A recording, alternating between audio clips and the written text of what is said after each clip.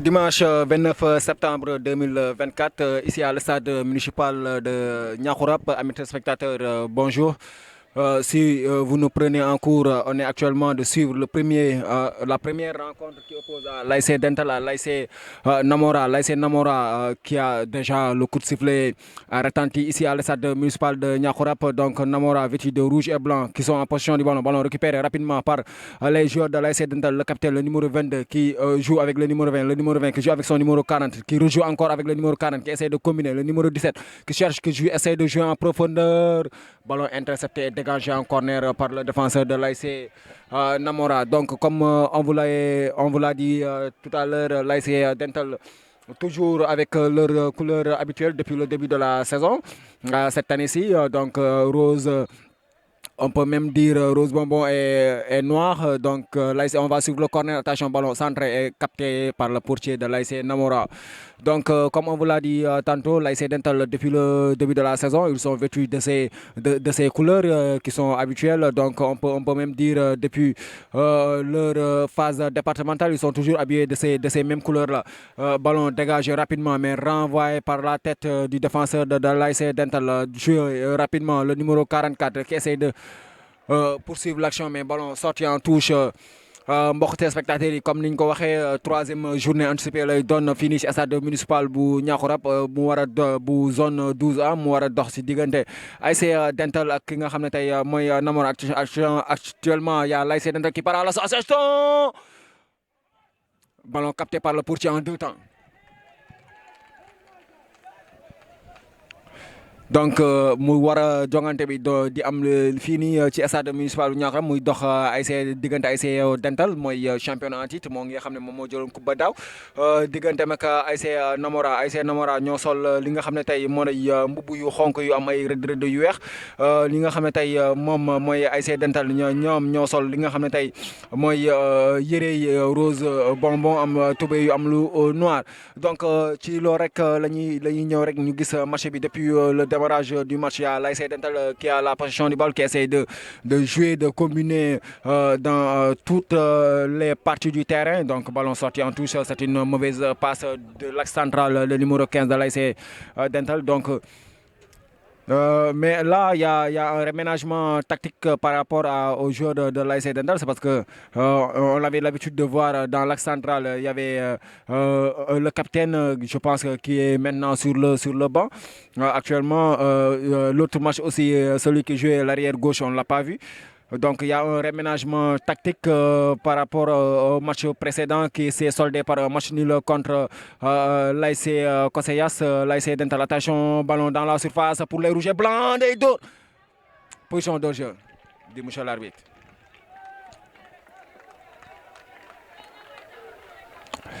ñoo ngi noonu. Donc du ma fàtte aussi tamit di nuyoo tey ànd maag Rona tey maa ngi ànd ak Ibrahima Ciss borom TV Ibrahima ñu ngi lay nuyu bu baax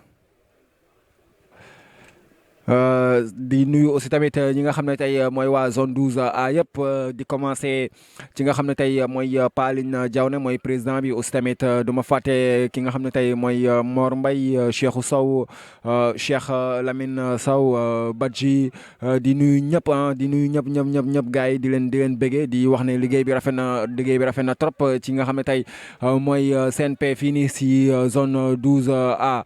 Donc ballon toujours possession pour les Dentalois ñoo ngi doxal mais ballon rapidement récupéré par les rouges et blancs day génn day génn Aliou nee na génn touche waa Dental ñoom ñoo ko moom. Dans la moitié de terrain de l'AIC Namora, touche rapidement exécuté le numéro 40 qui essaie de lever la tête, qui joue, qui commet avec le numéro 27, qui dribble son vis-à-vis facilement en double contact, qui joue avec le numéro 20, qui essaie de jouer en profondeur, mais ballon renvoyé par la défense, toujours sur les pieds, mais ballon mal compréhension, moi, le numéro 60 de l'AIC Namora, moi, je me jouer en profondeur. Attention, des jeux passe. Arrive de faute.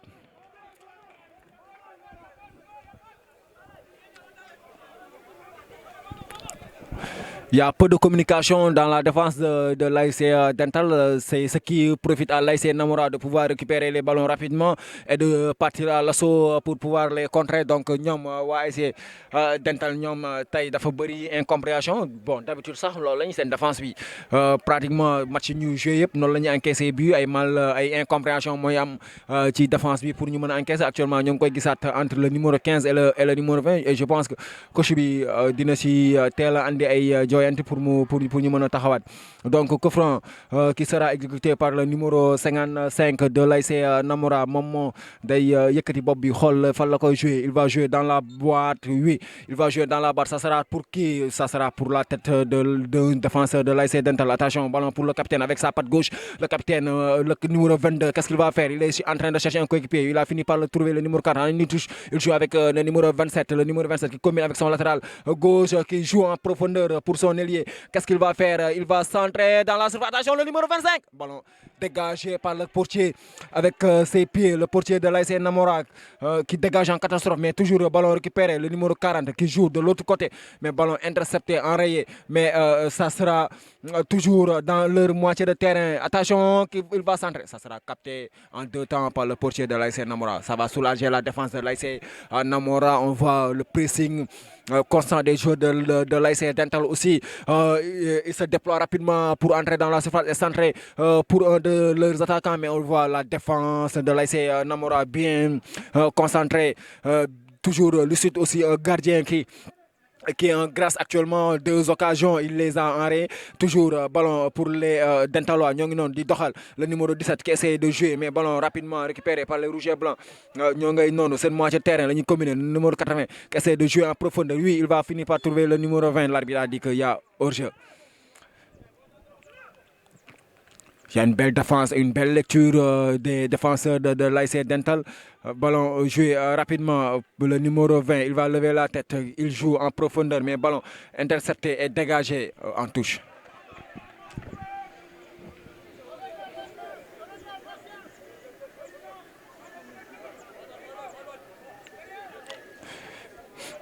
Le numéro 20, moi, je touche joué, mais ballon dégagé par la tête, mais rapidement récupéré par les joueurs de l'ASC Dental. De l'autre côté, il change carrément de côté les joueurs de l'ASC Dental. Le latéral, il va essayer de s'engouffrer dans la surface, mais ballon dégagé. Le numéro 50,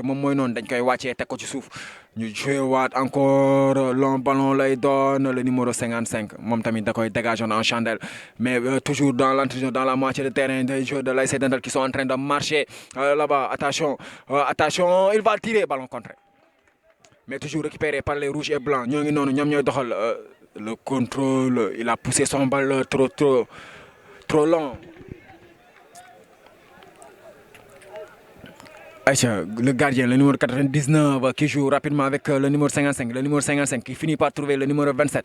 Le numéro 27 qui combine avec le numéro 40. Toujours avec le numéro 55 qui joue avec son numéro 15, l'axe central. Il joue de l'autre côté. Le numéro 20, le latéral aussi qui joue avec son capitaine. Attention, ballon bien combiné. Belle sortie de balle pour les joueurs de l'ASC Dental. Il va jouer long. Ça sera pour qui? Pour la défense. Mais ballon rapidement récupéré. Le numéro 17 qui essaie de jouer en profondeur. Ça sera trop profond.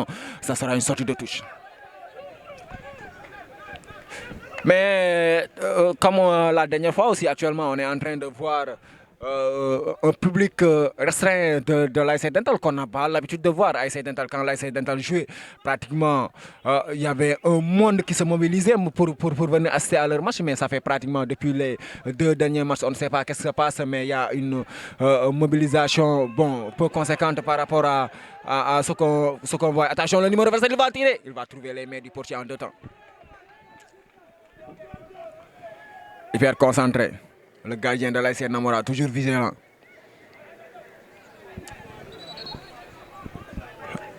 Donc comme nous ko gisee actuellement li nga xamné tay moy joueur ASC Dental dañuy combiner sur des petits passes sur des petites passes donc mais suñu jallu rek instant ñoo ngi essayer ay tirs de loin peut-être ça va être la solution de ce match la clé de ce match peut-être ça sera les tirs de loin mais aussi on voit l'ASC Namora aussi bon peut-être va comprendre ça et sortir automatiquement sur le porteur.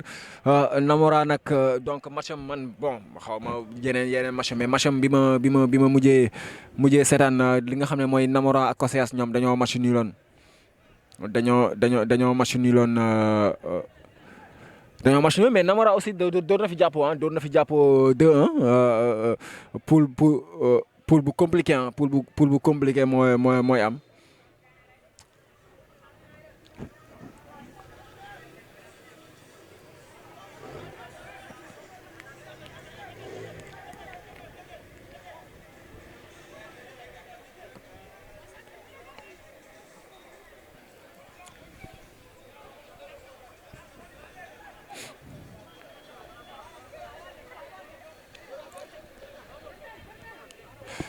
Donc on est pratiquement à la 11e minute de jeu de la première période. Le jeu était arrêté. Il y avait un jeu de l'ASC Namora qui était au sol. Donc le jeu va reprendre tout de suite.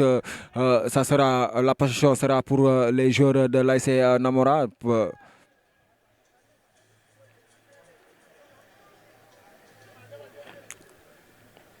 Arbitre bi bëri na feeling waay arbitre de touche bi bëri na feeling waay. Acca ñoo ngi noonu gardien bee ko teewaat. Il demande à ses axes centraux de serrer à l'intérieur. Il va chercher, il va dégager loin. Ça sera pour qui? Ça sera pour qui? Pour la défense de l'ASC Dental. Tête du latéral gauche. Donc ballon rapidement joué, dégagé encore dans la moitié de terrain de l'ASC Dental. Ça sera même dans leur surface. Ils vont essayer de faire sortir proprement ñoom joueur ASC Dental yi foofu noonu day jéem a jaar si nga xam ne koy mooy numéro 27 day perte balle bi attention c'est aux abords de la surface. Ballon dégagé même. Le numéro 25 qui fait une charge irrégulière sur un des défenseurs de l'ASC Namora. Je pense que c'est même le capitaine. Moo ngi noonu moo ngi ci suuf jógagul.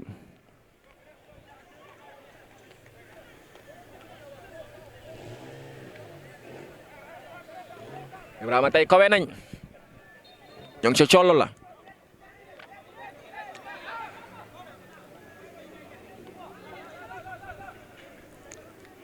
Que franc rapidement joué, ça sera dans la surface, dévié par un des défenseurs de l'ASC Dental, mais ballon dégagé, ça sera, il va récupérer la faute.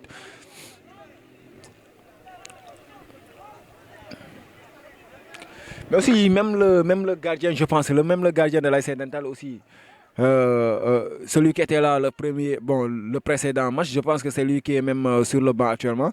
Il y a un autre. Allez, vous n'avez pas fait de arrière. Maintenant, jouer le numéro 55, il est en train de chercher de jouer en profondeur, en appui avec son attaquant, mais ballon mal contrôlé par l'attaquant de l'ASC Dental. Ça sera dégagé par la défense en touche dans la moitié de terrain de l'ASC Dental.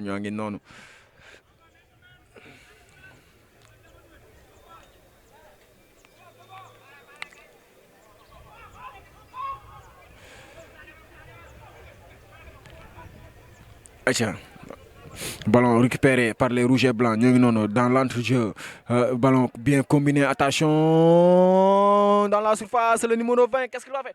Ça sera contré en corner par le numéro 45, le défenseur de l'ASC Dental qui a été vigilant sur ce coup-là. Mais je pense que le numéro 20 de l'ASC Namora aussi a mal joué le coup. C'est parce qu'il était seul, il n'a pas pris l'information du défenseur de numéro 45 de l'ASC Dental. Le numéro 20, il pouvait mieux faire. Il était seul dans la surface. Peut-être il a tardé à prendre la décision. C'est ce qui a permis aux défenseurs de l'ASC Dental de revenir. Attention, corner mal exécuté, renvoyé. Mais ça sera toujours pour les joueurs de l'ASC Dental. Il va prendre un carton anti-jeu le def. Le numéro 60, Naranga Sonu, tel nga jël carton.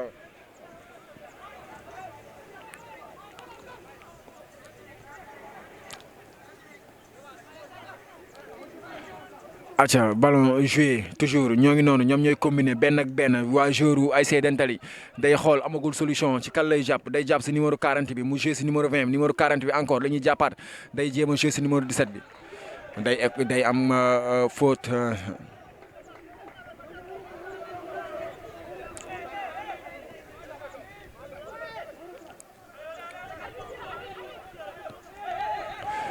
Ballon joué en retrait, le numéro 27 qui joue avec le numéro 40 qui va essayer d'alerter, mais c'est une mauvaise passe du numéro 40. Ballon dégagé dans l'entrejeu. Ça sera attention, mal compréhension dans la défense toujours, mais récupéré heureusement par le numéro 15 de l'ASC Dental. Il y a un joueur au sol, un joueur de l'ASC Naora qui a subi un choc avec son coéquipier. Il est au sol, l'attaquant de l'ASC Namora, le numéro 20. C'est un costaud, il va se relever, même si il est petit par la taille, mais il est costaud. Day ñëwaat encore.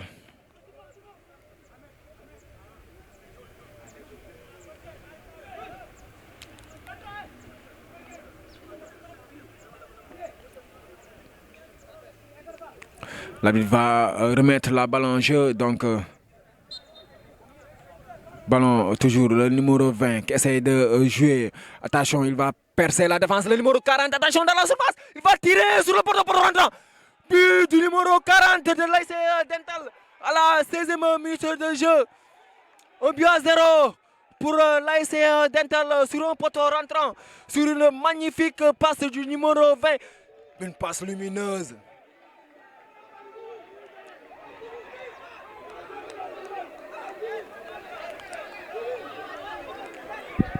Un 0 pour l'ASC Dental.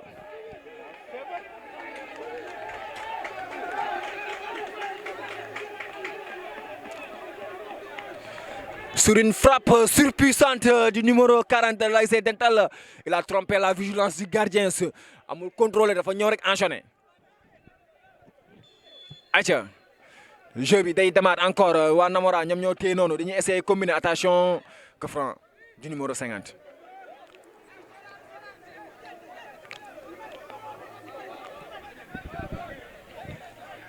ñoo ngi noonu ASC Dental qui mène 1-0.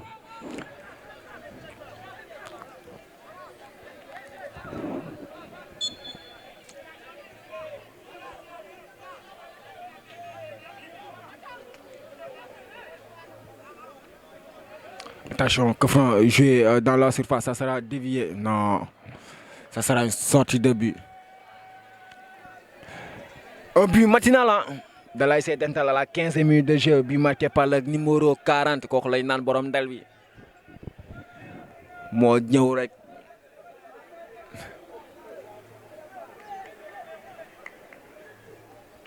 nga dem dóor ko dóor Ibrahima góol la su fekkoon yow da ngay daw. su fekkoon yow da ngay daw ba rëcc. acca waa Dental ñoo ngi noonu ñoom ñooy doxal ba tey ñoom ñoo mëne 1-0 ñoom ñoo dugalagum benn ci dara. Numéro 17 ba attention techniquement il est bon ballon récupéré arbitre ba nee na coup franc.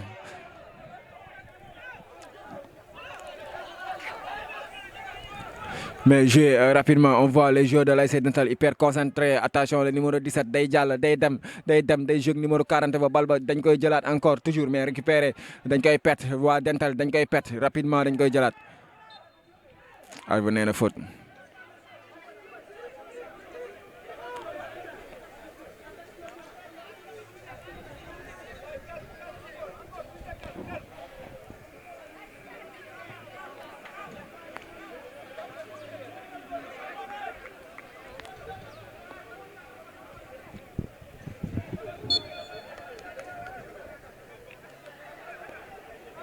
Aïcha Dental mooy doxal noonu attention heureusement pour la défense.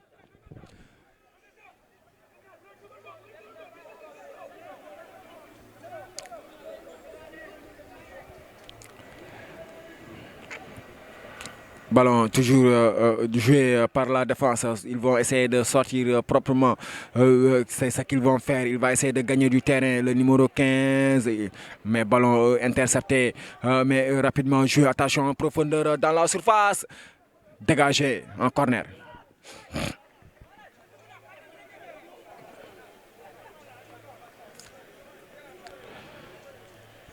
Mais ñi day gis numéro 15 ou ASC Dental c'est axe central bi il cherche toujours à jouer long même si que ballon pied mën na porter gagner quelques mètres voire même ñëw sax ba ba yegg si ligne médiane terrain bi pour mën a jouer relance bu courte mais dañ koy gis rek su defee su contrôler génn surface am def 2-3 mètres rek day essayer di jouer la je pense que du jeu boo xam ne day arranger li nga xam ne mooy ASC Dental c'est parce que dañuy gis l'ASC Namora une défense regroupée.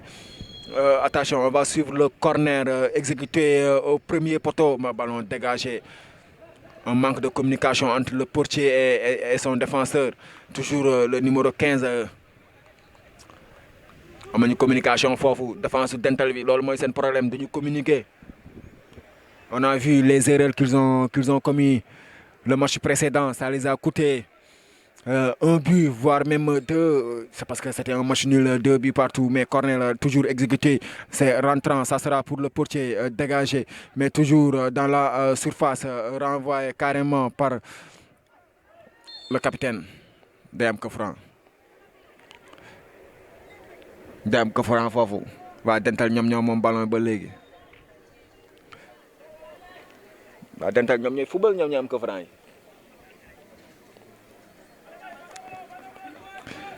Acha, le numéro 15, il va passer par le numéro 20. Le numéro 20 qui se rachète pour pouvoir récupérer la balle, qui joue avec son numéro 25, l'attaquant qui était un soutien, qui joue avec son numéro 17, le numéro 17 avec le numéro 20 dans l'intervalle sur le couloir, le numéro 17 qui va centrer et contrer.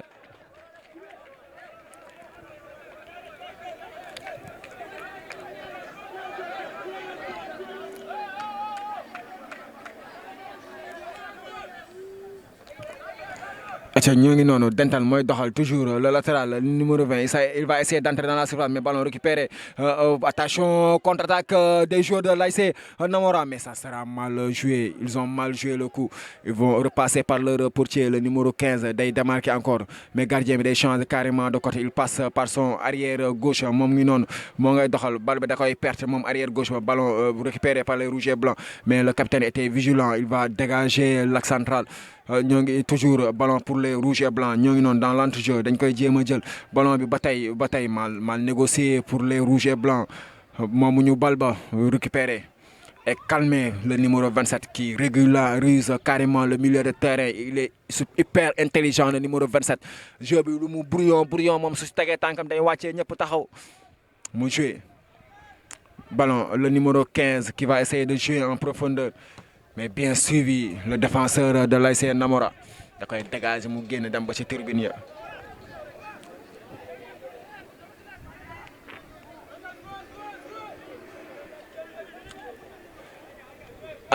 Toujours le numéro 20 qui combine avec le numéro 17. Ils vont finir par trouver le numéro 25 dans une petite espace, mais balle bi day génn touche.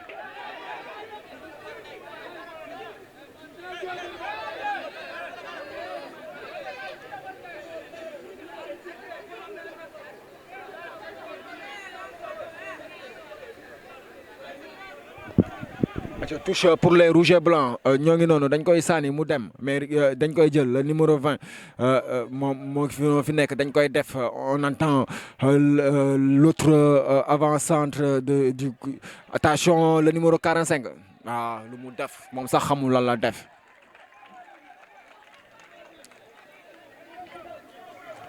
Son geste technique était trop lisible hein.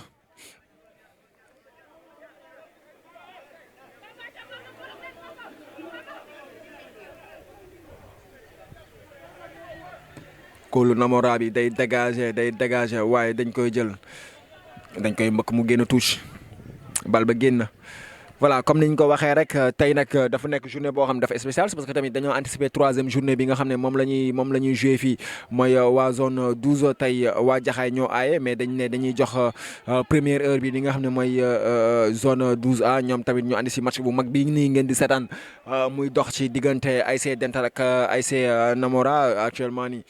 ñoo ngi joué pratiquement 24e minute de jeu ki nga xam ne mooy ASC Dental moo mëneegum 1-0 but marqué par le numéro 40 mooy borom ndel bi moom moo ko dugal à la 15e minute de jeu moo ngi noonu donc ballon bi toujours waa ASC Dental ñoo ko moom ñoo ak central ba loolu laa leen doon wax sànq day jéem a dégg attention ballon mal renvoyé récupéré par le numéro 17 dans la défense de l'ASC Namora. Ils vont essayer de jouer et calmer le numéro 50. Techniquement, il est bon, mais le numéro 27, c'est une bête dans le milieu de terrain de l'ASC Dental. Attention, le numéro 40, il va tirer. Il va trouver les mains du portier. Il était bien vigilant. Le numéro 27 de l'ASC Dental, il est en train de faire tout le sale boulot. Actuellement, en plus, il régularise le jeu de l'ASC Dental. Ballon renvoyé par la tête, toujours récupéré par les Dentalois. Le capitaine, il va chercher à jouer avec son latéral. Oui, il va finir par le trouver. Attention, un grand pont. Arbitre nee na ko jógal da ngaa tëb.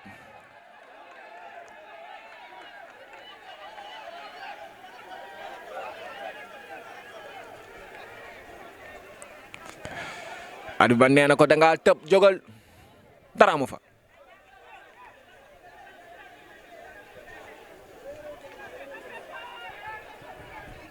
loolu touche lay doon waaye du ñu fàtte di nuyu Rona le directeur des programmes moo ngi noonu moo ngi ca Mbour tey xaw ma lan la defi Mbour Ibrahima Rona lan la defi Mbour ba demul Saly ba demul Saly ah Rona looy defi Mbour. Aïcha ñoo ngi noonu dañuy doxal ba tey il change carrément de côté le numéro 40 le numéro l'autre avant-centre dañ koy jël. Aïcha ñuy doxal toujours le numéro 17 qui essaie de combiner avec son numéro mais rapidement récupéré par le numéro 50 de l'ASC Namora qui combine avec le numéro 80. Le numéro 80 qui joue en profondeur pour son numéro 70, c'est trop profond. Ça sera une sortie de touche.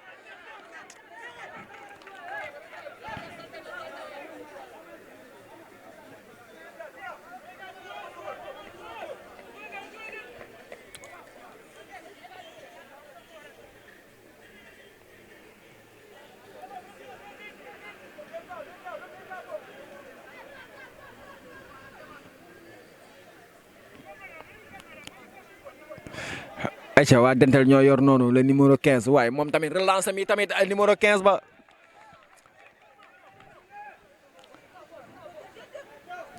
Aïcha touche rapidement exécutée bal ba dañ koy jëlaat le numéro 15 ba tey day joué ak le numéro 20 mais dañ koy perte déedéet day xeex ba jëlaat bal ba numéro 15 ba day joué waat ak gardien am gardien am day yëkkati bopp bi jéem a joué avec le numéro 40. Le numéro 40 moo ngi noonu il va essayer de passer oui il va finir par trouver le numéro 45 da koy joué waat ñu joué avec le numéro 27 le numéro 27 avec son numéro 22 le numéro 22 avec le numéro 45 toujours waa Dental ñoom ñooy combiné noonu am Ndiaye joxal Diop ba ñoo ngi koy tàpp muy toxu xale yi léegi loolu la ñuy wax tàpp toxu waaye Dental ñoo ngi tàpp di toxu. Atia le numéro 20 il va récupérer la faute.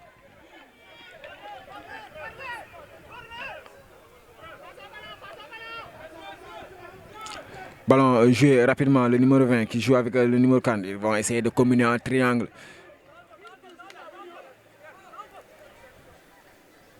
Touche jouée.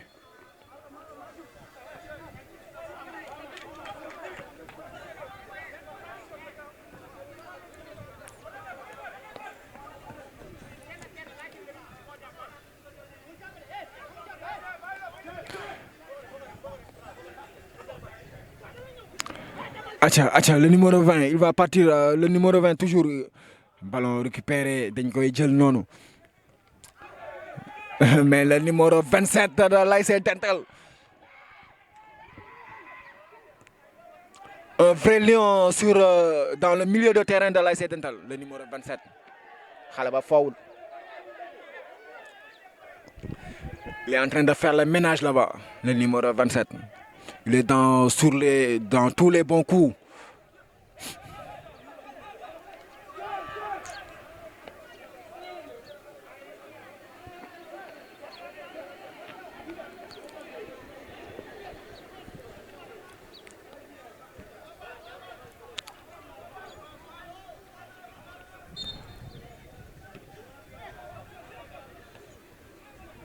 Attention, ballon mal renvoyé par la défense, le numéro 40 qui joue en profondeur. Qu'est-ce qu'il va faire? Il va chercher un coéquipier.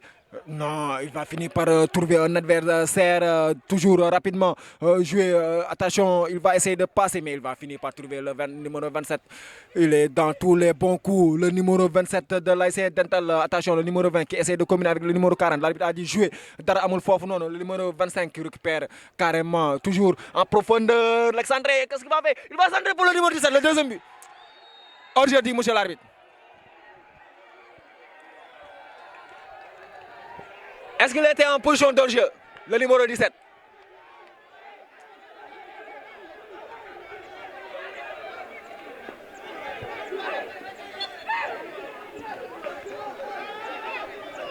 Le numéro 17, est-ce qu'il était en position de jeu? Après, on va revoir les images pour voir s'il était en position de jeu. Mais c'était bien joué.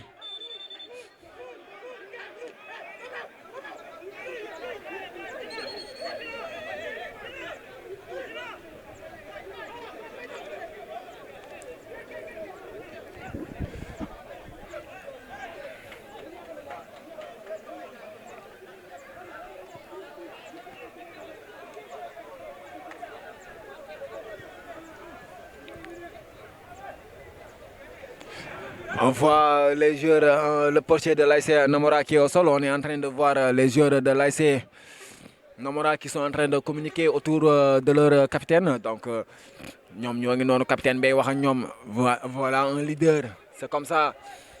Ils ont besoin quelqu'un qui va aller remonter le moral. Actuellement, ça commence à être difficile pour eux.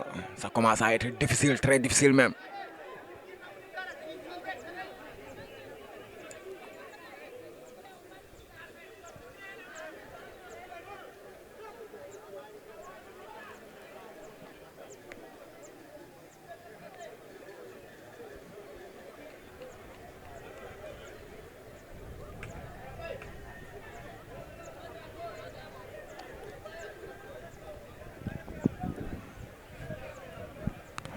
Donc je pense qu'ils vont s'en profiter pour faire une pause fraîcheur.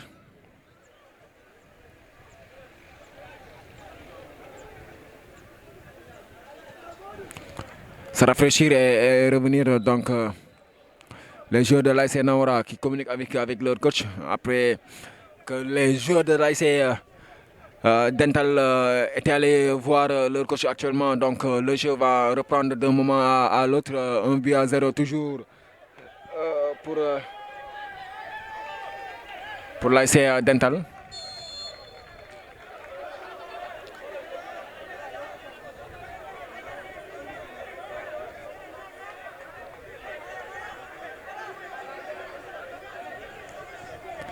Coffran joué par le numéro 55, ça sera pour un de ses coéquipiers. Oui, il a fini par le trouver. Il va lever la tête, il va essayer de jouer en profondeur. Mais bel positionnement du numéro 20 qui dégage jusqu'à son capitaine. Le capitaine qui joue avec le numéro 15 qui relance loin. Mais ballon dégagé toujours dans leur moitié de terrain. Dans la moitié de terrain de l'ASC Dental, le numéro 22. Attention, il va mélanger les persos là-bas. Attention, petit pont. Attention dans la surface. Position d'origine, dit Michel l'arbitre. Techniquement, les joueurs de l'ASC Namora sont bons, hein, techniquement. Maintenant, ça reste à bien combiner dans la surface adverse.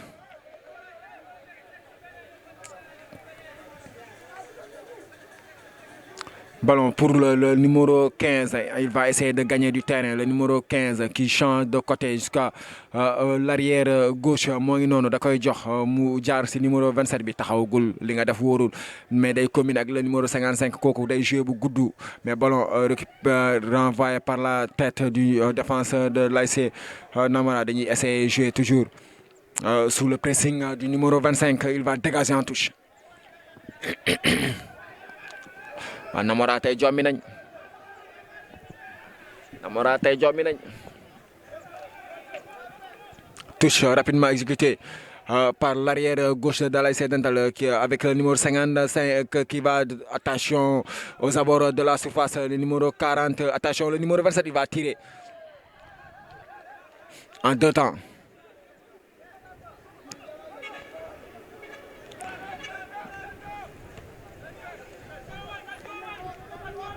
Attention, ballon récupéré par les rouges et blancs. Ñom ñokoy jël non mais tout contré, ça sera une sorte de touche dans la moitié de terrain de l'ASC Dental.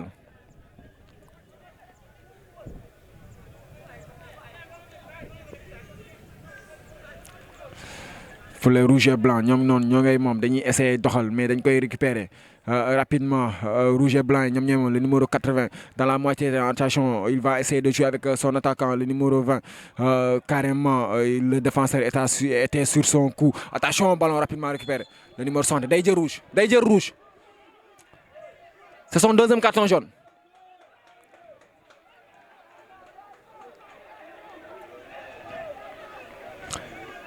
Attention, le numéro 60 qui écope d'un deuxième carton jaune. Je pense que ce sont des fautes même similaires sur le numéro 40 de l'ASC Dental. Donc l'ASC Namora sera réduit à 10. Ça sera difficile pour eux. On est à la première période. On joue pratiquement la 35e minute de jeu. Oui, 35e minute exactement. Le numéro 60 de l'ASC Namora qui prend au rouge. Donc ils vont essayer de jouer à 10 pratiquement. Voire même 60 minutes de jeu. À 10, c'est compliqué pour nous, c'est compliqué pour l'ASC Namora. Mais ils sont menés actuellement 1-0.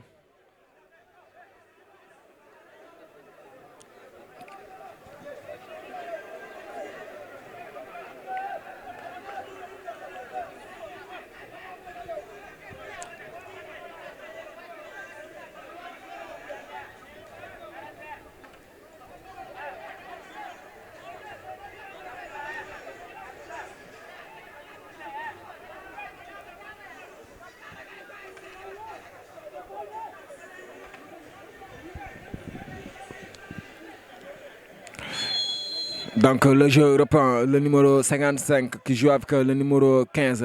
Il va rejouer en retrait pour le numéro 55 dans la moitié de terrain de l'ASC Namora. Le numéro 22, le capitaine de l'ASC Dental qui essaie de jouer. Adbanena faute du numéro 90 sur le numéro 41 de l'ASC Dental.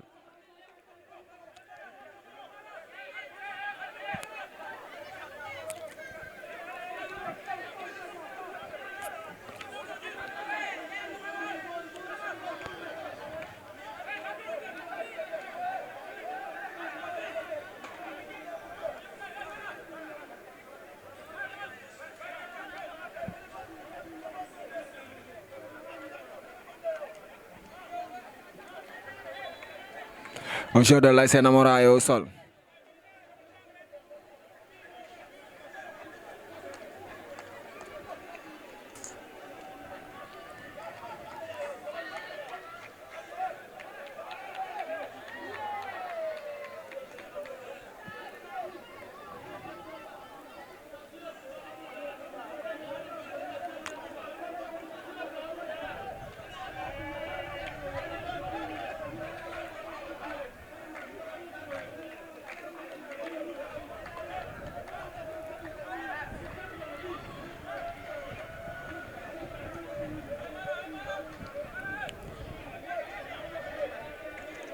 ay waaye supporters yi ñoo ngay werante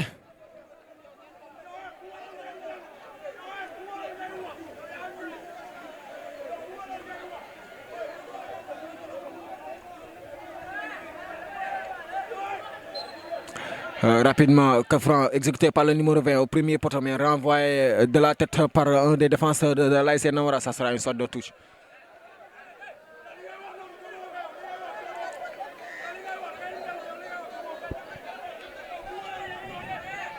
Je pense que le numéro 20 aussi doit se concentrer sur le match. C'est mieux, il est en train de communiquer avec le public.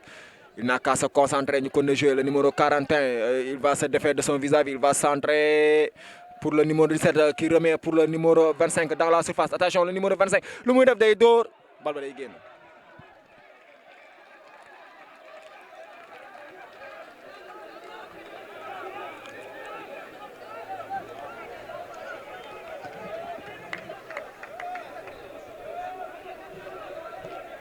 ñoo ngi noonu Ibrahima tey Namora match bi dina wax si ñoom ne dina gudd si moom ne ñaari ñamalay atia ñoo ngi noonu waa Namora ñoom ñooy doxal noonu pressing bi dañuy génne bal bi dañ koy récupérer le numéro 20 mais toujours c'est une balle mal jouée du numéro 20 toujours les rouges et blancs le numéro 90 day essayer génne bal day génn touche.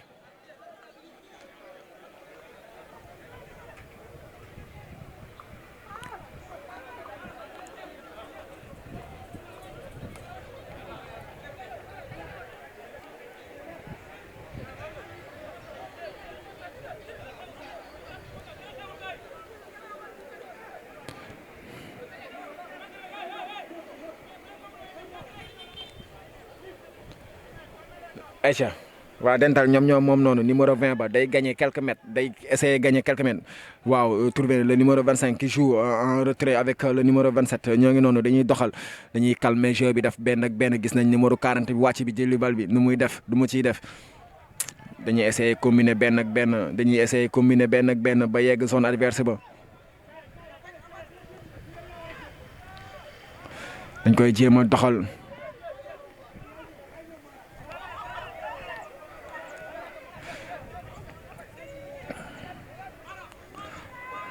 acca ñoo ngi noonu ñoo ngi dégg supporter sax di compter ñoo ngi koy bennal acca ñoo ngi noonu dental attention le numéro 17 qu'est-ce qu'il va faire il va essayer il va frapper ça passe au-dessus des cages.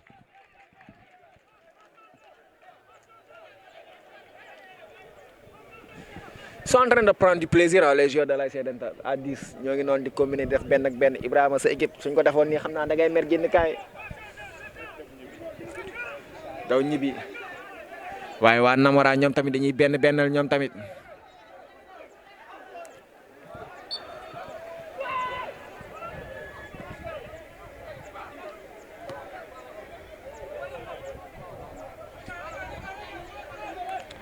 Je touche rapidement joué le numéro 27 qui remet au numéro 20 day jéem a centré du ko def day jéem a wutaat encore 27 bi day combine avec son capitaine qui joue jusqu'à son axe central le numéro 55 qui élargit carrément le jeu de l'autre côté qui finit par trouver son arrière gauche mais ballon renvoyé par la défense de l'ASC Namora récupéré par les rouges et blancs mais rapidement perdu dañ koy jël ñoom ñooy doxal noonu dañuy benn dans un triangle dañuy jéem a jàpp benn ak benn bal bi arbitre bi nee na joué.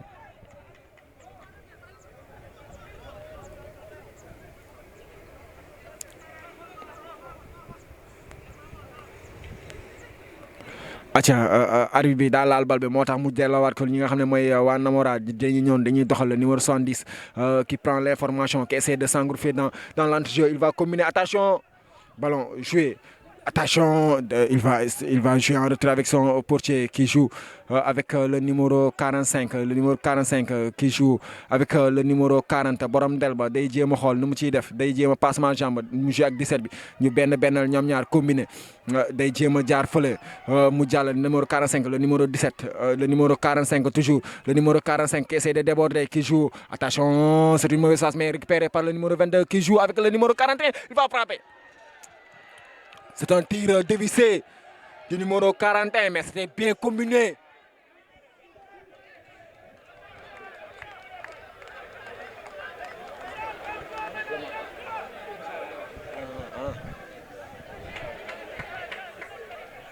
Acca ñoo ngi noonu.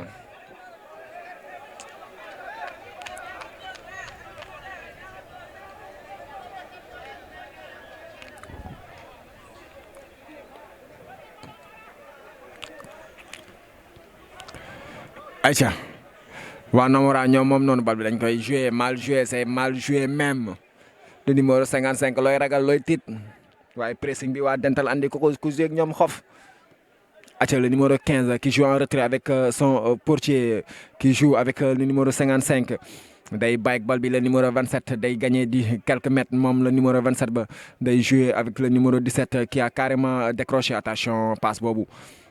Le numéro 27 moom mooy jël noonu di jéem a xool day jaar ci numéro 20 ba dañ koy xool moom day siggi am na tey le numéro 15 dañuy calmer carrément jouer benn ak benn On a vu un bloc défensif bas des joueurs de l'ASC Namora qui laisse les joueurs de l'ASC Dental combiner, jouer en position pour qu'ils puissent procéder en contre. Le numéro 40 qui va essayer de jouer, peut-être même il va changer de côté, oui, il va changer de côté. Le numéro 20 carrément, il va passer par son numéro 27, le numéro 27 qui finit par trouver le numéro 20 qui demandait toujours la balle. Le numéro 27, dañ koy jouer avec moi. Attention d'essayer de jouer en profondeur, mais ballon intercepté.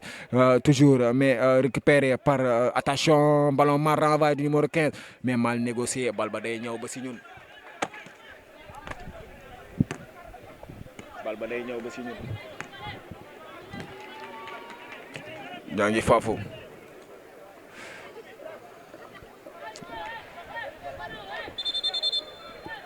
ñun loolu su ñoo nekk si. Bal ba su ñoo nekk si.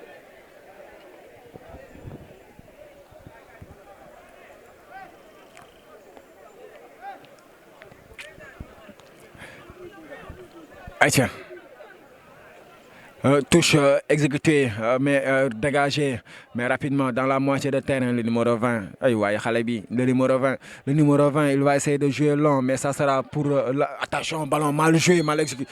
Le numéro 55, qui a commis une faute.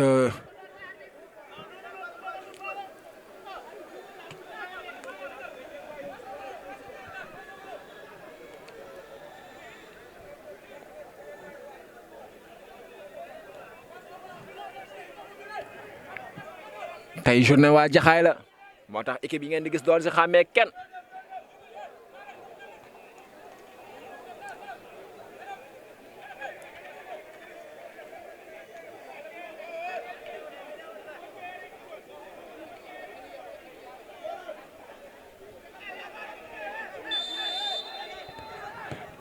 Que font, ça sera renvoyé. Attention, le numéro 17 dans la surface va frapper en deux temps. Dégagé en corner. Il a failli trouver la faille.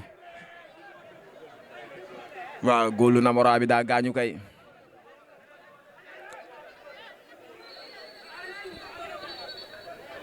Góolu Namora bi daa mel ni daa gaañu.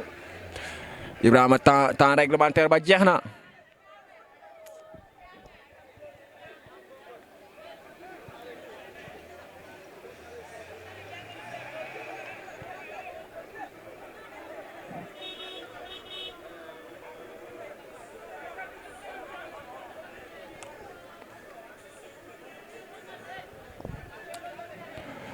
Wuré ba dem na këng. Corner joué par le numéro 17 mais renvoyé par la défense de l'ASC Dental, de l'ASC Namora plutôt. Ballon joué, il s'est glissé, le numéro 17. Et encouragé par son capitaine. Nee na ko jógal ngeen jouer, relève-toi, on va continuer à jouer.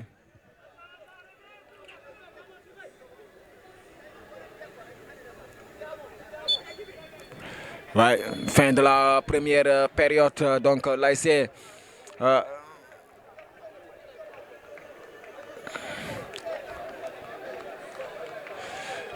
Dental qui mène 1-0 ici à le stade municipal de Niakourap, fin de la première période. Donc but marqué à la 15e minute de jeu par le numéro 40. Après le numéro 40 même qui va pousser à la faute le numéro 60 l'ASC Namora pour qu'il puisse avoir un second carton jaune qui est synonyme de carton rouge, d'une exclusion même de ce match. Donc ça sera maintenant le match des coachs. Ils vont essayer d'apporter des corrections pour pouvoir revenir. ñi dafa mel ne ñi ma gis ñi xàmmee naa leen waaw Inter 18 la Inter 18 la daa mel ne tey match bi derby la daa mel ne Inter 18 ak Inter 19 ñooy joué su ma juumul ñoom la c'est parce que attaquant bu njool bale xàmmee naa ko. Voilà donc amis téléspectateurs, on va vous laisser et on va faire une courte pause et revenir ici pour suivre la seconde période diggante l'ASC Namora ak l'ASC Dental ñoo ngi leen di bàyyi ba ca kanam.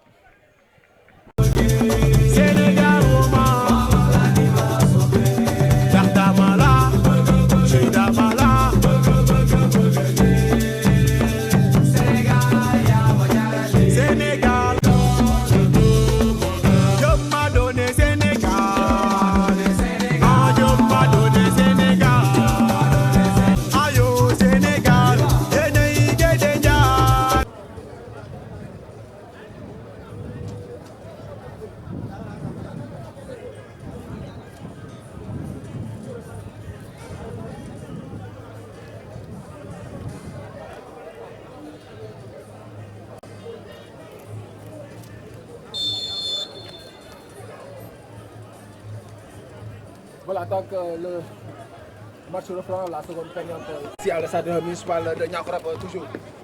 Les 22 ou bien même les 21 acteurs sont revenus. ñoo ngi noonu di doxal waa dental ñoom ñoo centré Ibrahima sama yaay ji kerem bi jox nañu kerem ngalax bu neex bismillah acca ñun tamit ñu xewlu si acca waa dental ñooy doxal le numéro 45 moo ngi noonu l'arrière gauche qui joue avec le numéro 17 ba tey le numéro 40 le numéro 17 attention le numéro 17 ñoo ngi noonu day dem day dugg surface non day centré attention da koy dégage mu génn corner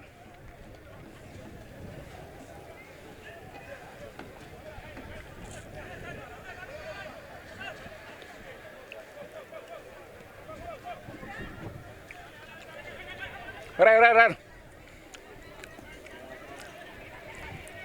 aja waaw Ibrahima bu topp ngalax ba neex na trop ba nga fàtte match ba aja le numéro 17 va exécuter le corner ça sera au second poteau heureusement pour la défense de l'ASC Namora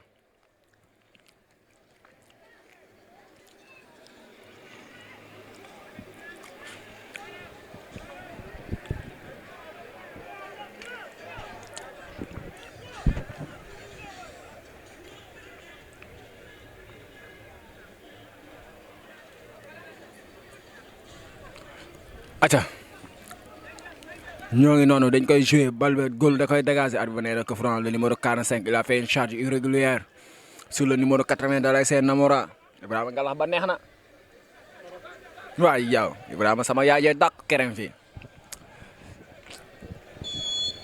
aca ñoo ngi noonu di doxal le numéro 44 attention ay waay le portier qui prend tout son temps xanaa loolu mooy bii may naa photographie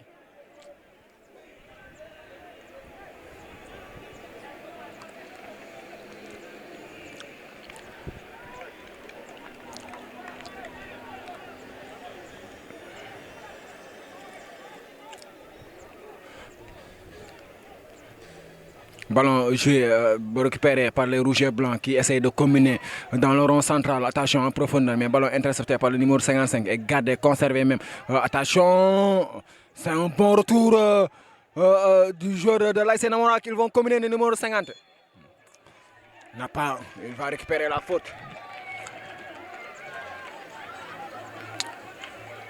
Une très belle réaction des joueurs de l'ASC Namora. Pour cette seconde période.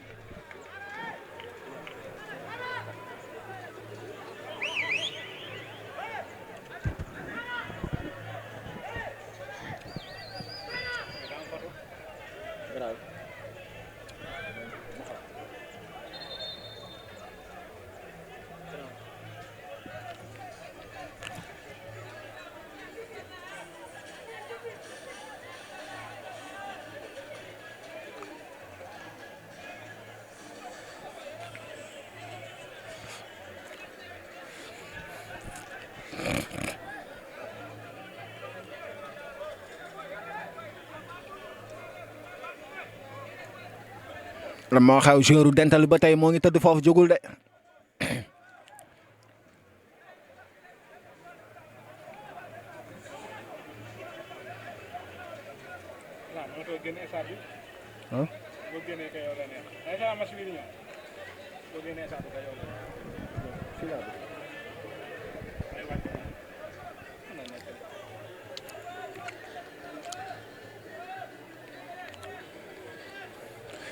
Go Kingston maa ngi lay nuyu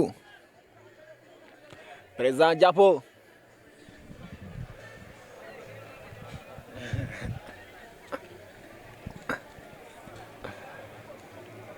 maintenant il va se relever et le jeu va reprendre. C'est un coup franc pour l'ASC Namora, un coup franc bien placé même.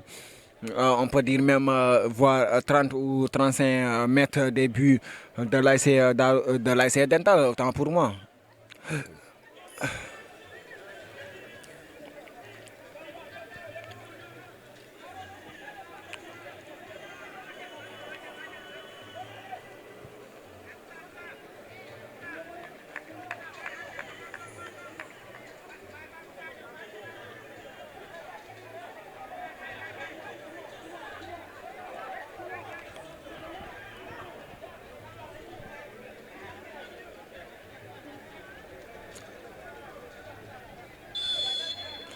Coup franc du numéro 50, il va tirer. Ça sera capté par le portier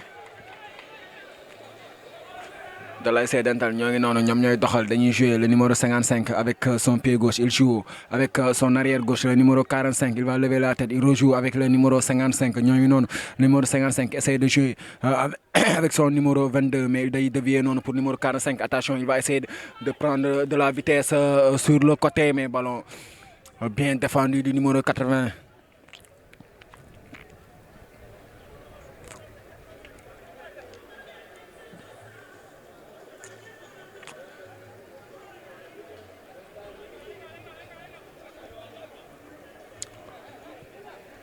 Vraiment ñoo ngi noonu di doxal.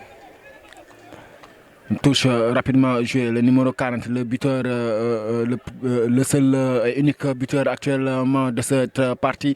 Donc ballon dégagé par la défense. Ça sera pour le numéro 15 de l'ASC Dental qui oriente de l'autre côté. Il joue avec le numéro 20 de l'ASC Dental. Le numéro 20, qu'est-ce qu'il va faire? Il va jouer avec son numéro 22, le capitaine. Attention, en profondeur pour le numéro 41 dans la surface. Et se tergiverse même. Day def faute.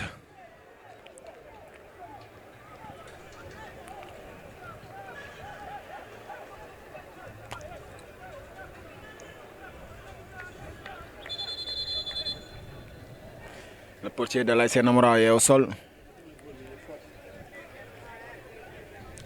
Goal ba dafa gaañu, nee nañ dafa gaañu.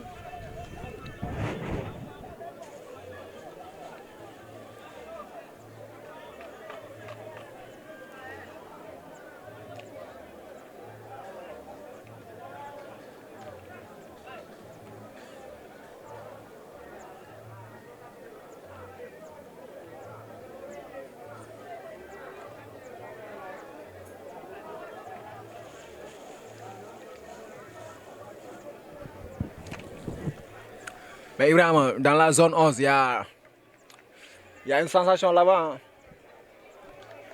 C'est parce que il y a le groupe où l'ASC zone de tir et l'ASC Darou Salam étaient favoris. Lors de leur deuxième rencontre, toutes les deux équipes ont été battues. L'ASC zone tir a été battue 1 but à 0. Et l'ASC Darou Salam a été battu aussi 3 buts à 2 hier. Donc c'est un groupe compliqué actuellement.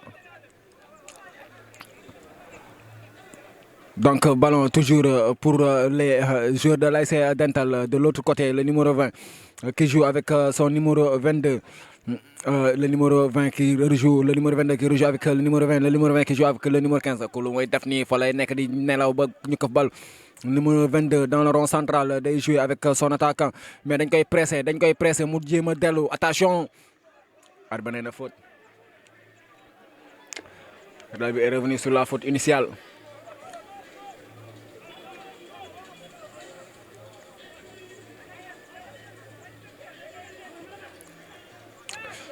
Ballon joué du côté gauche de l'équipe de l'ASC Dental. Il y a une belle combinaison là-bas. Le numéro 17 avec le numéro 40, le numéro 40 qui va essayer de conserver. Il va chercher un coéquipier, mais contré, récupéré par les rouges et blancs. Le numéro 50, attention, de l'autre côté, qui joue avec le numéro 30 aux abords de la surface. Il va entrer dans la surface, il va centrer. Mais ballon dégagé. Dégagé, mais toujours dégagé, mais heureusement récupéré. Attention, en profondeur, le numéro 25. Il va mal gérer la situation là-bas.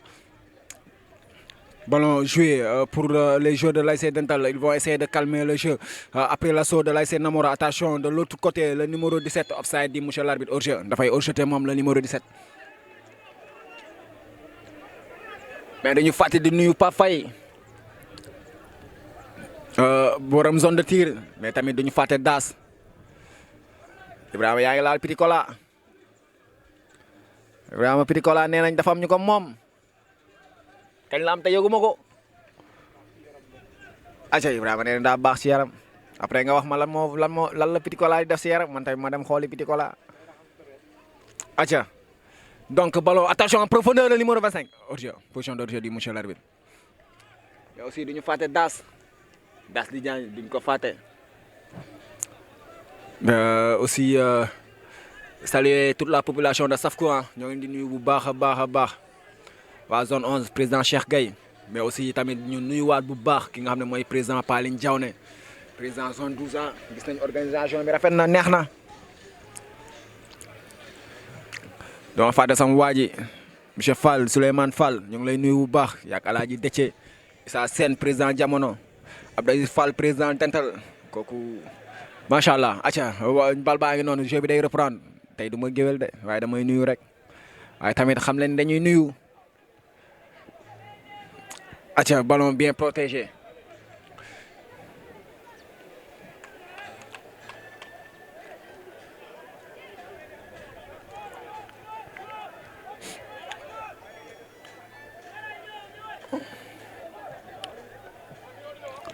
on voit président Mohamed Faye, l'ancien président ou bien même le président de l'ASC Pastef, accompagné de son frère jumeau, M. Mbayloum, ancien président de l'ASC Darussalam 1, ballon mal négocié pour le portier.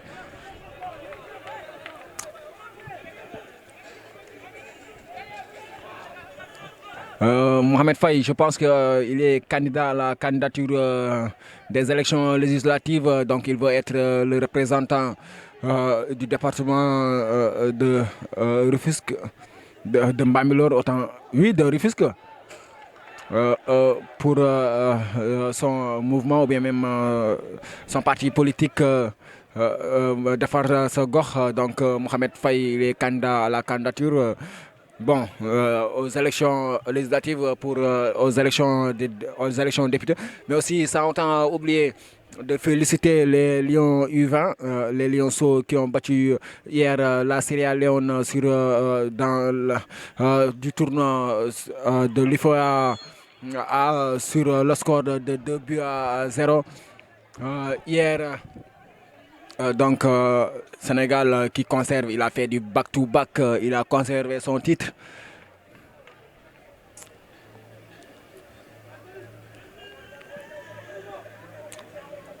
Les Lionceaux.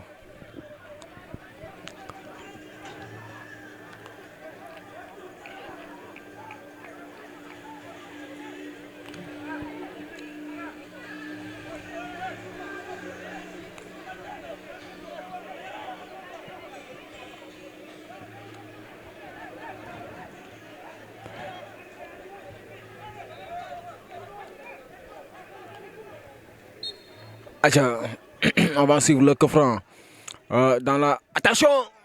Capté par le portier.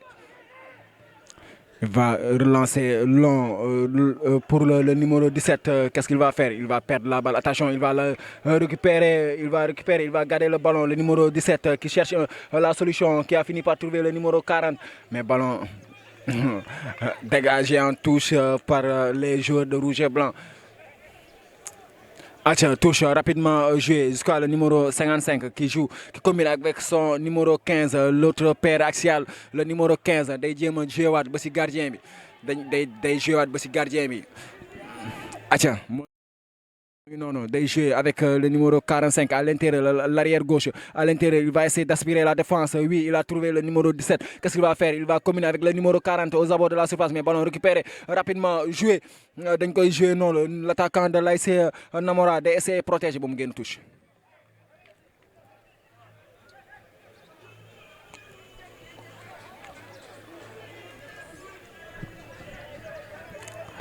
waaye Youssou Ndour bi ñuy dégg foofu neex na.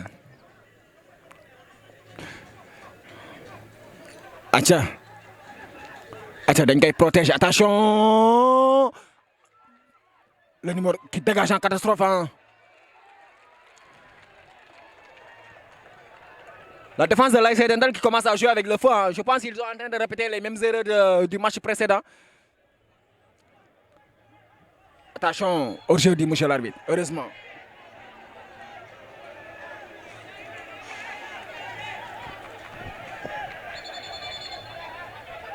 Heureusement pour la défense de l'ASC Dentale. Ibrahima kenn du fooye xal.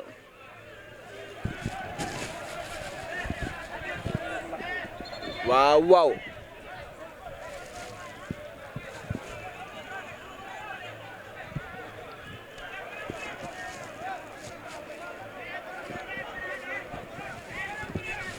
Actuellement, l'ASC Dental, bon, pour juste vous rappeler que l'ASC Namora joue à 10. Ils ont été réduits depuis la 36e minute de jeu. Donc le numéro 60, suite à un cumul de cartons jaunes, sur des fautes aussi sur le numéro 40 de l'ASC Dental, hein. Deux fautes commises sur le numéro 40 de l'ASC Dental, le numéro 60 de l'ASC Namora écope d'un carton jaune qui sont synonymes d'un carton rouge. Donc il a quitté le terrain depuis la 38e, depuis la 36e minute de jeu. Mais depuis lors, on voit l'ASC Namora, c'est comme si actuellement l'ASC Namora joue à 11. Mais aussi, on voit la défense de l'ASC Dental qui est en train de prendre des risques énormes. Et ça peut les coûter cher comme le précédent match.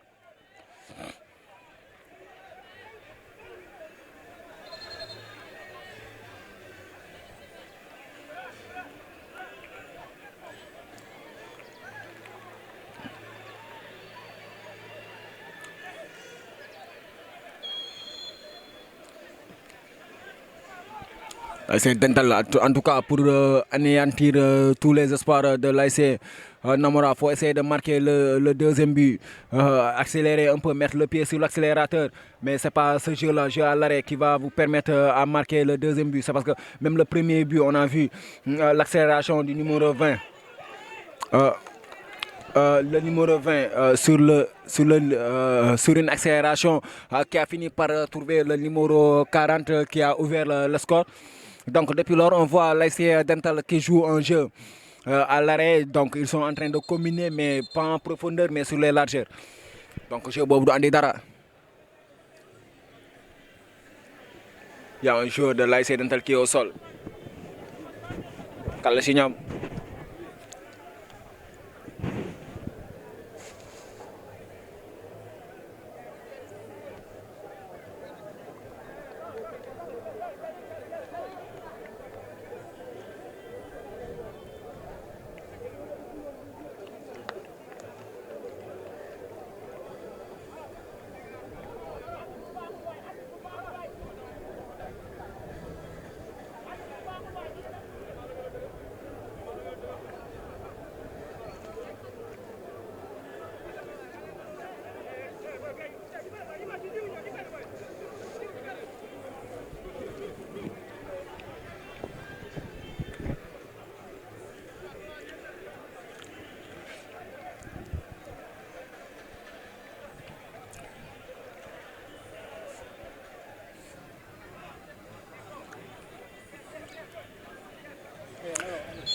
Aliou Touré maa lay nuyu kookoy tournoi bi su Dental fu nekk lay dugg aca ñoo ngi noonu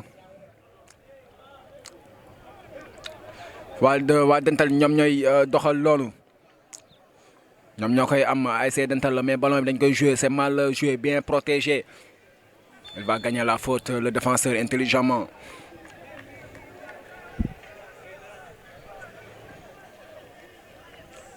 Il a très bien défendu.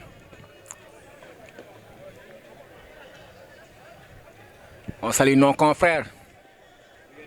Non, tranquille. Nice. Ça va. Donc, toujours. Grand, ziar nañ leen de. ASC Dental ak Namora. Zone 12A. Mais zone Jaxaay bi commencé gul.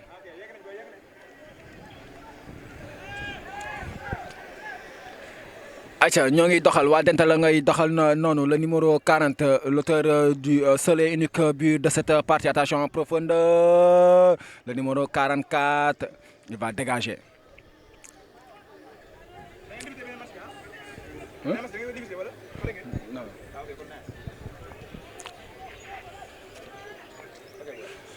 Touche rapidement joué, touche toujours pour les joueurs de l'ASC.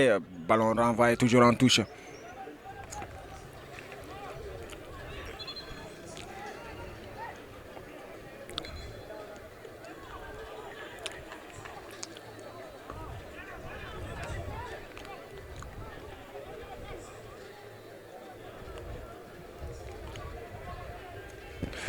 Donc juste Ibrahima càggar yi ngalax yi nii soo ko gisee sama yaay ji la Rabi Sow seen événement yi soo ko amee dam la ngeen woo ko numéro mooy 77 537 53 37 moom moo ngi noonu ku bëgg suyu neex yi caag rek wala attention orge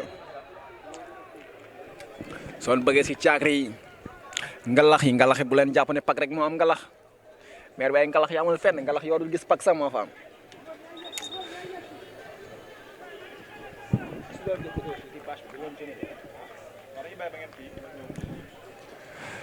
donc soo bëggee ay ngalax caagri soow pour événement yi cere sax soo ko bëggee maire Rabi Sow wax jox naa leen moom ngay am mooy 77 537 53 37 donc woo leen ko maire Rabi Sow mooy fii tey stade ba ko fi match crème bu neex ci moom moo lay jaay maire Rabi Sow bu leen xaar pour dem gis ko même soo amul événement sax pour bànneexu woo leen ko mu defar attention on va continuer à suivre l'action il va bien protéger le numéro 55 il va laisser la balle filer directement en sortie de but. Mais le match commence à prendre un autre tournure. On voit l'ASC Namora beaucoup plus déterminé. Tactiquement, ils sont là. On va saluer nos confrères de Bet7 TV. Bet7 TV. Ah, Bet7 TV. Lolo Yeolen TV. Bet7 TV, on vous salue, nos confrères de Bet7 TV. Ils vont faire la couverture de la zone zone 7 de Djahaï. Voilà, donc il y a un grand match là-bas entre l'ASC Unité 18 contre Unité 19. Unité 19 qui était finaliste l'année dernière contre l'ASC Dialoré. Attention, ballon, toujours, on va revenir dans le match. Attention, l'ASC Namora, attention, il va essayer le numéro 77 dans la surface, il va centrer. Ça va sortir en 6 mètres. L'ASC Namora qui commence à gagner de la confiance. Hein. Monsieur Mohamed Faye, on vous salue. Monsieur Mohamed Faye, on vous l'a dit tout à l'heure. Acha ñoo ngi noonu dañuy doxal ñoom waa ASC Dental ñoo ngay xool dañuy essayer di combiner. Le numéro 55 à l'opposé qui change carrément de côté, qui a fini par trouver le numéro 20. Il va essayer de gagner du terrain. Attention, il joue avec le numéro 40. Le numéro 40 qui rejoue avec le numéro 20 aux abords de la surface. Il va essayer de dribbler le numéro 20. Qu'est-ce qu'il va faire? Il joue avec le numéro 22.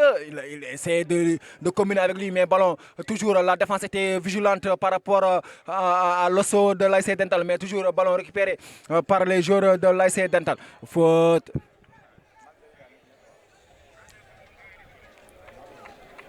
Acha Ibrahima waa bët set waaye waa TP ngi fi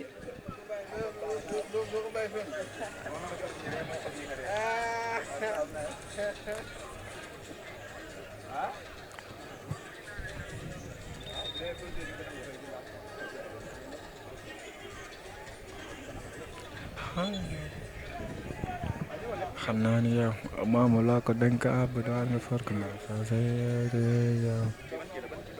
TP TV. TP TV. Ouais. Donc, toujours coup franc aux abords du banc de l'ASC Dental.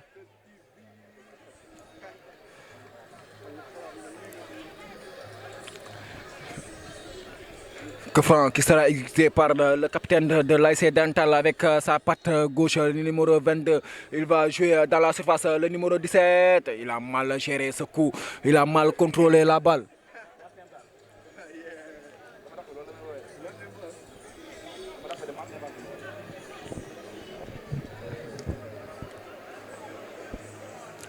C'est une sortie de but sur les 5,50 m. Le portier qui prend son élan, il va jouer, dégager long. Ça sera pour qui? Ça sera sur la tête du numéro 27 de l'ASC Dental qui met ballon récupéré par les rouges et blancs. Ñoo ngi noonu ñoom ñooy doxal waa ASC Namora day jéem a xool day combiner. Attention, ballon intercepté, ça sera une sortie de touche, heureusement pour lui.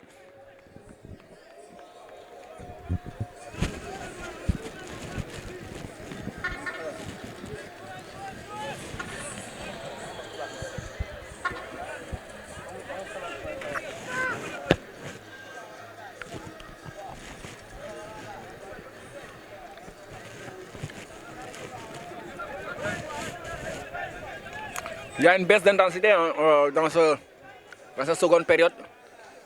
Mais on voit là c'est attention, ballon récupéré.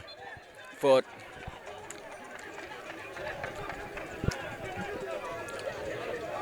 On voit là c'est Namora beaucoup plus conquérante, hein, beaucoup plus convaincante aussi dans le jeu.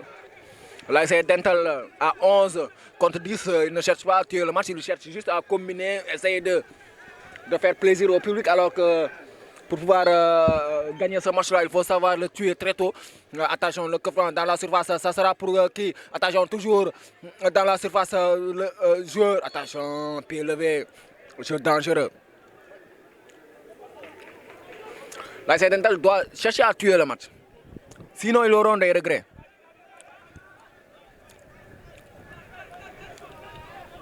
Ballon rapidement joué, le numéro 15. Il va essayer de combiner avec son capitaine. Oui, il a fini par le trouver. Le capitaine qui cherche à trouver le numéro 20. Oui, le numéro 20 qui joue avec le numéro 40. Mais ballon mal négocié, récupéré par les rouges et blancs. Ils vont essayer de jouer. Il va passer par le portier de l'AS Namora qui va jouer. Il va dégager la balle en touche.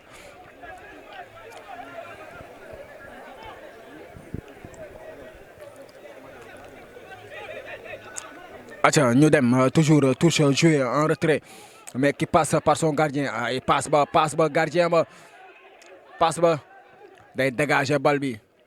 Le portier, mais ça sera pour attention, ballon mal renvoyé par la défense, par le milieu de terrain de l'AS Namora, le numéro 41 qui fixe son vis-à-vis, qui joue avec le numéro 40. Il joue sans ballon, mais ballon récupéré. Ça a été bien vu pour les joueurs de l'AS Namora, en l'occurrence le numéro 117 qui récupère, qui joue avec son arrière gauche, l'arrière gauche qui joue avec son axe central. Attention, ballon bien combiné, il va déborder. Ballon joué, dit monsieur l'arbitre.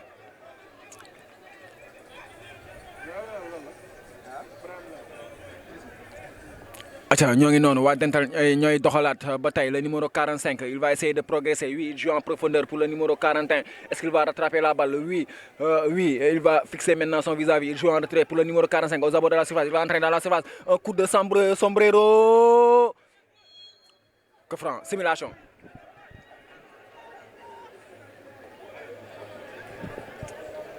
Simulation, il va écoper d'un carton jaune, le numéro 45, l'arrière gauche de l'AS Dental.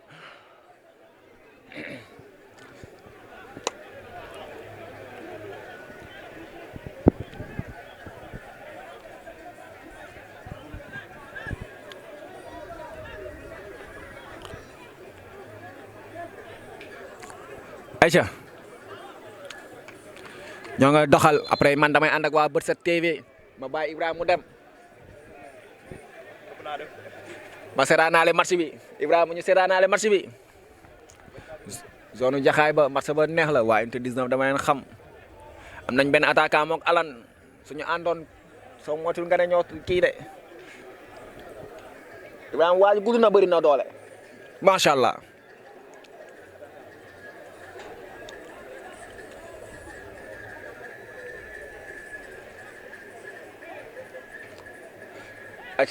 Toujours il y a un joueur, le numéro 45 de l'AS Dental, il est toujours au sol. Quoi qu'il en soit, il va écoper d'un carton jaune. Il a dit qu'il a simulé, il voulait tromper la vigilance de l'arbitre.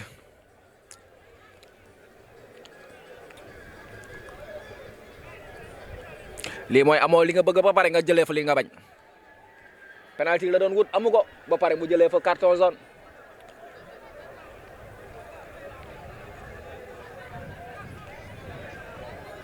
ñoo ngi noonu waa Namora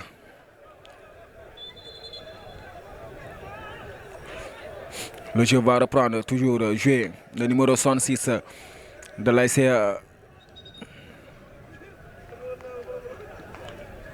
changement le nouvel entrant sorti numéro 41 donc du côté de l'AS Dental al nee na nga tegal bal bi.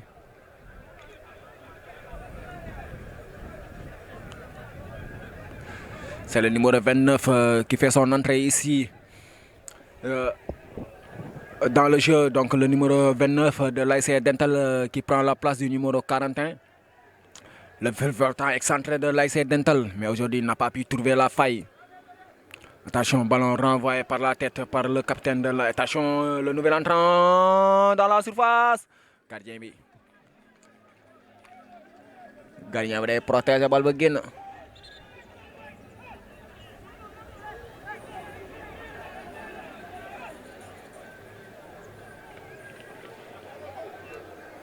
Simulation bi nee na fàttewuma la même si que jeu bi commencé waat na. On joue la 31e minute de jeu, toujours 1-0 pour l'ASC Dental. Ballon dégagé, mais c'est mal joué, mais récupéré par les joueurs de l'ASC Dental, le nouvel entrant. Il essaie de combiner, mais ballon intercepté. Ce sera une sorte de touche.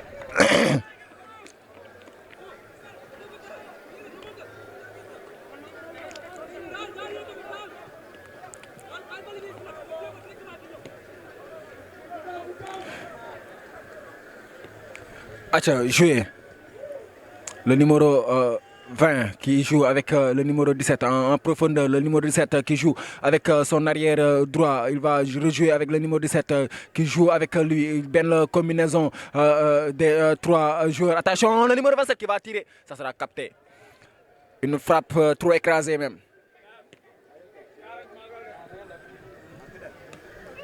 Nyangi nonou.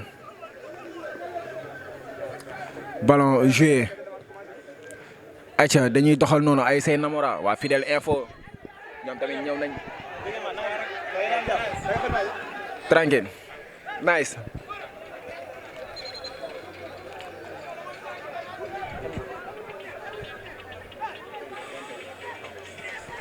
donc il y a un choc entre les deux joueurs, un joueur de l'ASC Dental et un joueur de l'ASC Namora.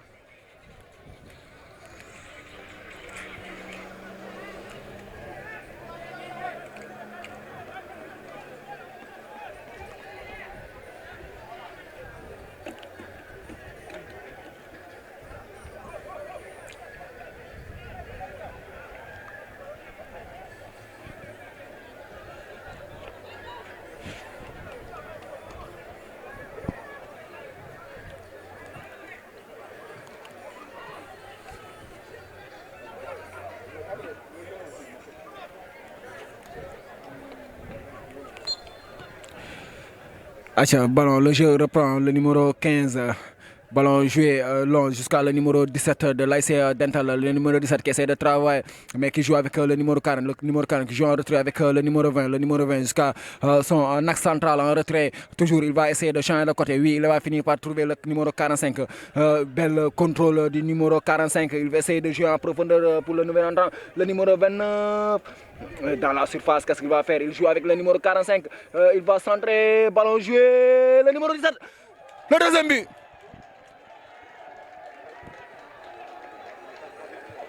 Le deuxième but de l'ASC Dental, but marqué à la 33e minute de jeu de la seconde période, le numéro 17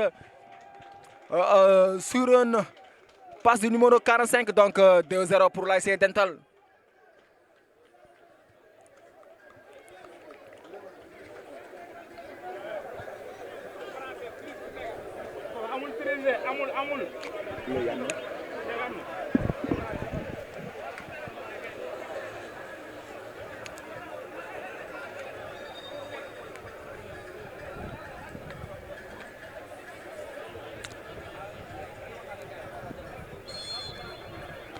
Aïcha, donc toujours les joueurs de l'ASC Namora qui vont rejouer, ballon récupéré par les joueurs de l'ASC Dental.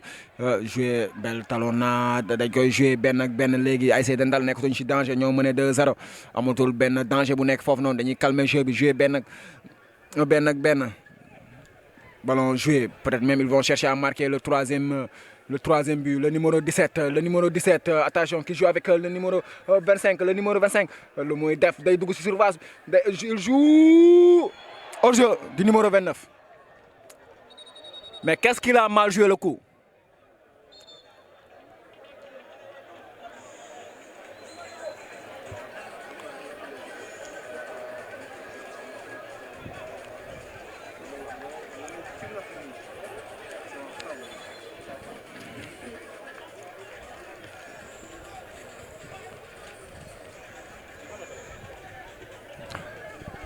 Ouais, non. Ballon joué donc pour les joueurs de l'ASC Namora. Ils vont essayer de jouer avec leur attaquant. Ils vont finir par le trouver, le numéro 40 qui part voir, même il sera arrêté. Mais il va récupérer la balle, toujours le numéro 40. Ballon récupéré par le numéro 15. Le numéro 22 qui joue avec le numéro 40, le numéro 40 pour le numéro 25, le numéro 25. Attention, le numéro 40 qui essaie de jouer avec le numéro 22, mais ballon récupéré par la défense, le numéro 55 de l'ASC Namora qui joue avec son arrière gauche, l'arrière gauche. Il va récupérer la faute.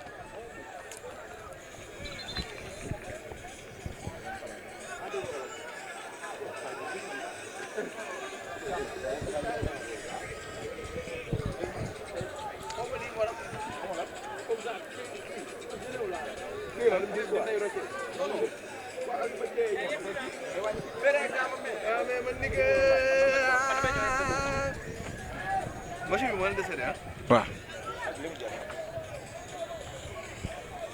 10 minutes rek ay 10 minutes la.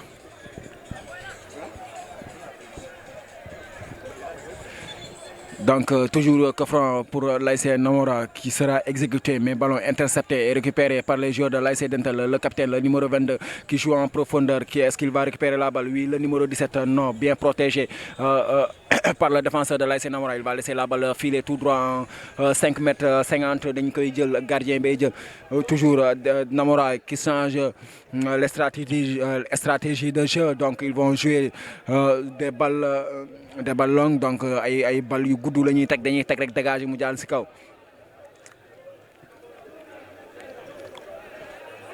Ballon joué, ballon récupéré, le numéro 80 de l'ASC Namora. Bal bi da koy perdre rapidement. Numéro 27 bi day jéem noonu jox ko numéro 20, numéro 20 da koy jox numéro 40 bi mu jéem orienté jeu bi waaye moom da koy perdre. Le numéro 40 day jël le numéro 30 de l'ASC Namora qui joue avec son arrière gauche, qui joue avec l'excentré. Attention, le numéro 117, qu'est-ce qu'il va faire? Il ne va pas passer. Mais récupérer ballon, le numéro 22 qui joue de l'autre côté avec le numéro 17. Le numéro 17, il va essayer de passer. Il va passer. Non. Bien défendu.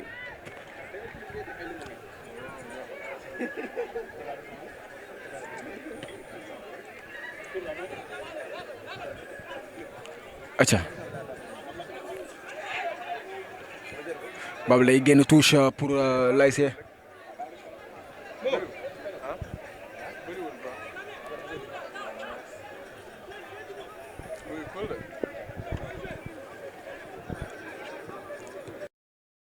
Aïcha, ñoo ngay doxal noonu waa ASC Dental il joue avec le portier qui joue avec l'autre axe central, le numéro 15 qui élargit jusqu'à son arrière droit. Il va rejouer avec lui l'arrière central. Il joue avec le numéro 40, le premier buteur de cette partie, le numéro 15 qui prend tout son temps. Il va lever la tête, il va essayer de trouver son coéquipier. Oui, le numéro 45 il oriente, mais ballon récupéré par les rouges et blancs rapidement. Dañuy teg ñoom dañ koy jouer. Attention, ballon récupéré dans la moitié de terrain de l'ASC. Hors-jeu, le numéro 29. Hors-jeu du numéro 29, le nouvel entrant. Ballon joué pour les rouges et blancs. Ils vont essayer de jouer dans l'intervalle. Attention, le numéro 88. Bien protégé, bien récupéré par l'axe central de l'ASC Dental qui joue avec le numéro 29, le numéro 29, le numéro 29. Il va partir, le numéro 29, le numéro 29. Raxna il day jël carton wala du jël carton. C'est une faute anti-jeu.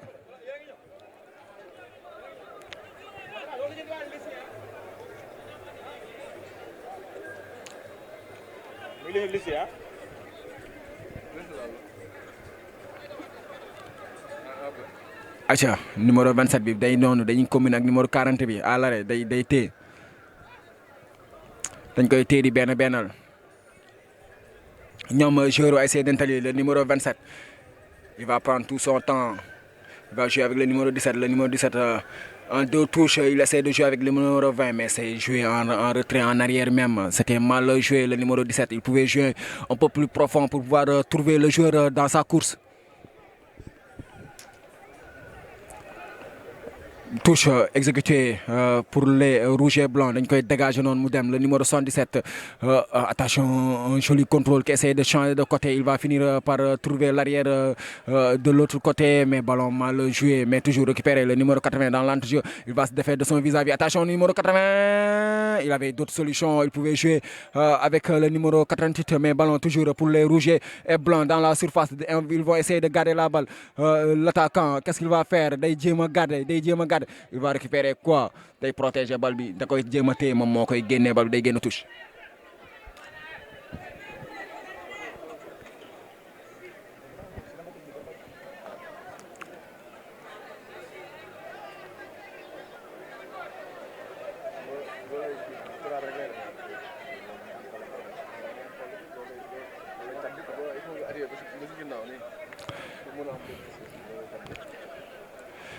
Ballon joué pour attention, c'est une mauvaise passe récupérée par le numéro 77. Mais toujours ballon gardé, le numéro 20 de l'AC Dental qui joue avec le numéro 22. Ballon mal maîtrisé du numéro 22, le capitaine. Attention, le numéro 88 qui essaie de travailler devant 3 adversaires, mais il va perdre la balle, le numéro 55. Il va récupérer la faute, le numéro 55 de l'AC Dental.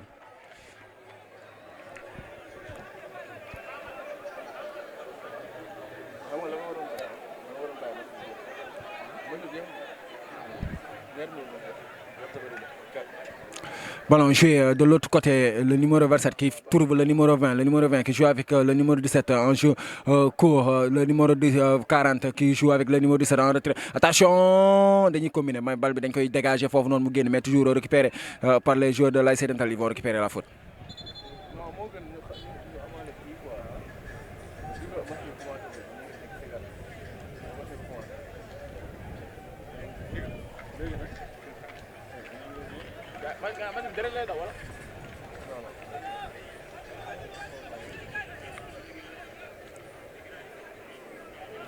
Troisième match bi kan ak deuxième match bi. Jamal ak Manko. Non zone Jaxaay bi laay wax quoi. Après match bi ñëw nii. Non deuxième match xam naa 19 ñooy joué.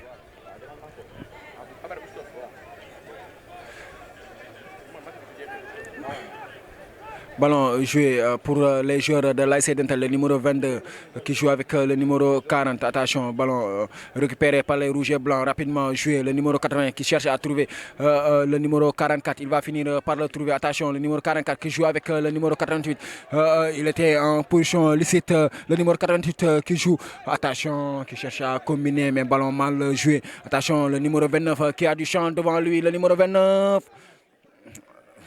Attention, il va partir toujours le numéro 29. Le numéro 29, il va essayer de passer, qui joue avec le numéro 17. Ce ballon mal joué même du numéro 29 de l'ASC Dental. Il pouvait mieux faire. Attention, le numéro 17 sur des passements de jambes, il va entrer dans la surface et il va jouer en retrait, mais capté par le gardien.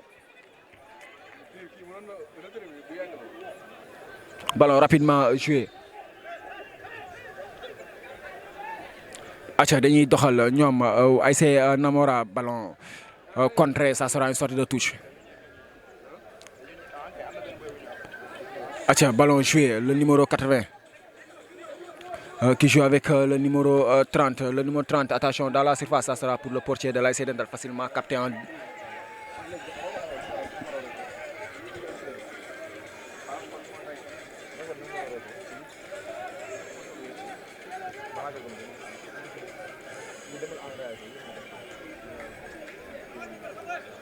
Aïcha dañ koy doxal ñoom numéro 22 bi day jéem a xool kan la koy jox day jaar ci diggu terrain. Attention en profondeur là bi di jouer le numéro 37 le nouvel entrant le numéro 37 qui il joue avec le numéro 29 qui laisse passer jeu sans ballon boobu amul kenn ku fa nekk mais ballon rapidement récupéré le numéro 22. Attention c'est une sortie de but.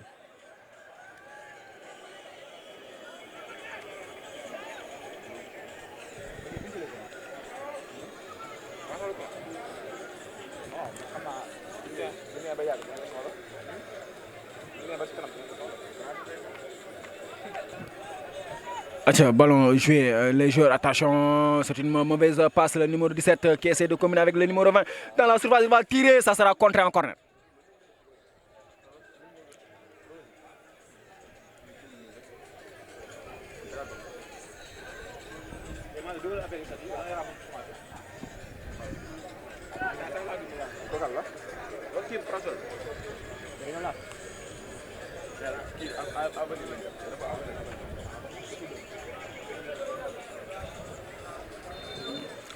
Corner exécuté par le numéro 17. Le numéro 17, ça sera pour qui? La tête du numéro 37, tête piquée.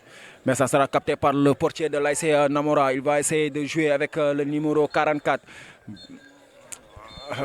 Fin de ce match donc qui opposait à l'AS Dental à l'AS Namora, qui s'est soldé par une victoire de l'AS Dental sur 2-0.